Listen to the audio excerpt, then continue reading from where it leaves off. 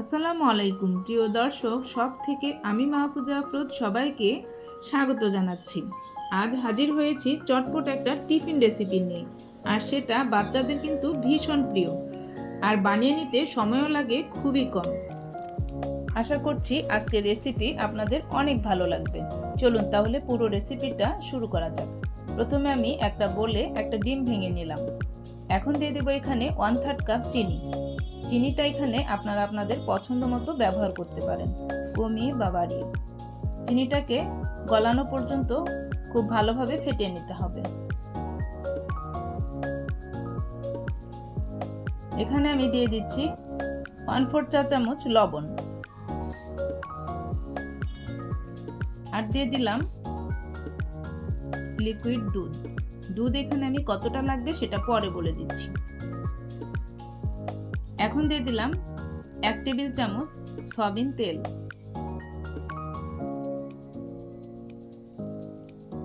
Vanilla essence দিয়ে দিলাম 1/2 চা চামচ। সব উপকরণগুলো খুব ভালোভাবে মিশিয়ে নিব। চিনিটাও আমার খুব ভালোভাবে গলে গিয়েছে। এখন আমি এখানে 1 কাপ ময়দা দিয়ে দিচ্ছি, আর দিয়ে দিচ্ছি 1/2 চা চামচ বেকিং পাউডার। ময়দার সঙ্গে বেকিং পাউডারটা খুব ভালোভাবে মিশিয়ে নিচ্ছি। মিশিয়ে নেওয়া হয়ে গিয়েছে, এখন আমি চেলে দিয়ে দিব। চেলে নেওয়া হয়ে গিয়েছে, এখন আমি সব উপকরণগুলো খুব ভালোভাবে মিশিয়ে নেব। আপনারা যারা আমার চ্যানেলটি এখনও সাবস্ক্রাইব করেন নাই, প্লিজ আমার চ্যানেলটিকে সাবস্ক্রাইব করে আমার পাশে থাকবেন। আমার রেসিপিগুলো ভালো লেগে থাকলে প্লিজ একটি লাইক দিবেন।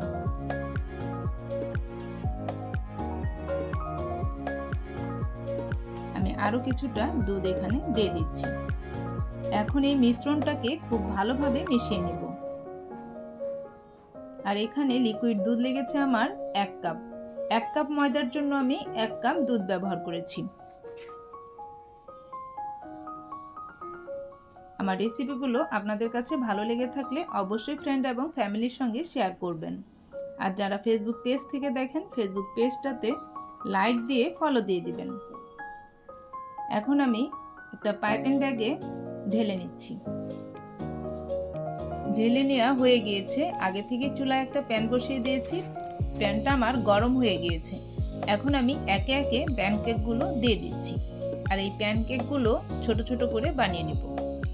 এই চকলেট প্যানকেকগুলো যেদিনই বানাই 2 ভাই কারাকারি শুরু হয়ে যায়, আর টিফিন তো সেদিন বেশি দিতে হবে।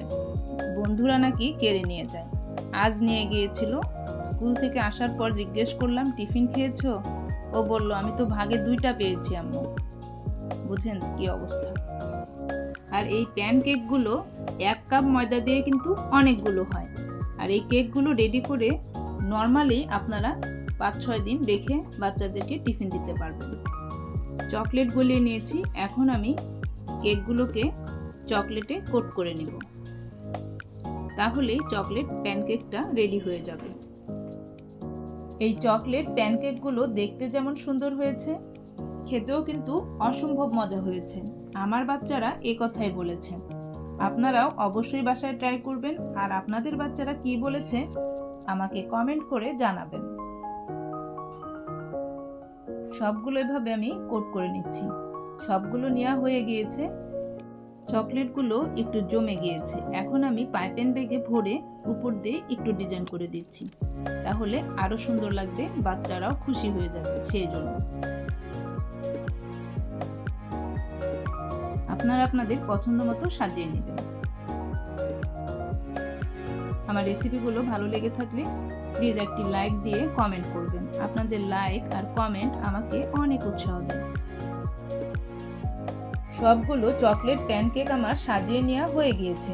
এখন আমি আপনাদের সামনে পরিবেশন করে নিয়ে আসছি। দেখেন কতটা আকর্ষণীয় হয়েছে। বাচ্চারা দেখলে খুশি হয়ে যাবে না বলেন? আপনারা সবাই অনেক অনেক ভালো থাকবেন। আমি এবং আমার পরিবারের জন্য দোয়া করবেন। আজ এখানেই বিদায় নিচ্ছি। আবার নতুন কোনো রেসিপি নিয়ে হাজির হয়ে যাব ইনশাআল্লাহ। আল্লাহ হাফেজ।